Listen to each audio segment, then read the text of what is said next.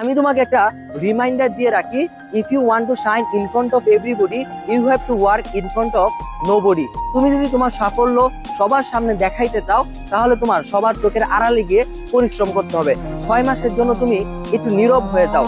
মনে রাখবা, তুমি যদি তোমার স্বপ্নের জন্য যদি স্যাক্রিফাইস না করো, তুমি যদি ফোনটা এখন রেগুলার চালাও কিংবা আড্ডা দাও বা টাইম ওয়েস্ট করো, তুমি যদি তোমার স্বপ্নের জন্য স্যাক্রিফাইস না করো তাহলে তোমার ড্রিম কিন্তু তোমাকে স্যাক্রিফাইস করবে। অর্থাৎ স্বপ্নের জন্য স্যাক্রিফাইস না করলে স্বপ্নটা আমার লাইফে স্যাক্রিফাইস হয়ে যাবে। তাই তুমি যখন ঢাকা বিশ্ববিদ্যালয়ে চান্স পাবা কিংবা এসিতে এ প্লাস পাবা, সেটা তোমার বাবা মার জন্য অনেক প্রাউডের বিষয়। আর এই জিনিসটা তোমাকে ফোকাস রাখতে হবে যে 6 মাসের জন্য নীরব হতে হবে।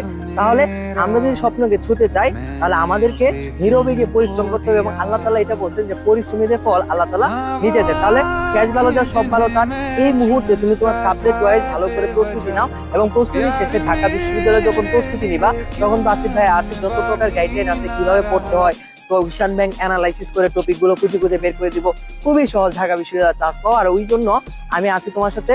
এবং এখন আমি জাস্ট আমাকে এ প্লাস পাও কিংবা না পাও, যতটুকু এফোর্ট দাও, তুমি যদি এখন টেবিলে বসে পড়াশোনা করো, পড়াশোনার যে একটা মেন্টালিটি সেটা তোমার ব্রেনে ফাংশনটা সেট হবে। এই যে ব্রেনে ফাংশন সেট হলে যে পড়াশোনার যে বিষয়টা তোমার যদি এখন সেট হয়ে যায় তাহলে কি হবে, তুমি কিন্তু এডমিশনের ক্ষেত্রে শুরু থেকেই তুমি কিন্তু ট্র্যাকে থাকবা।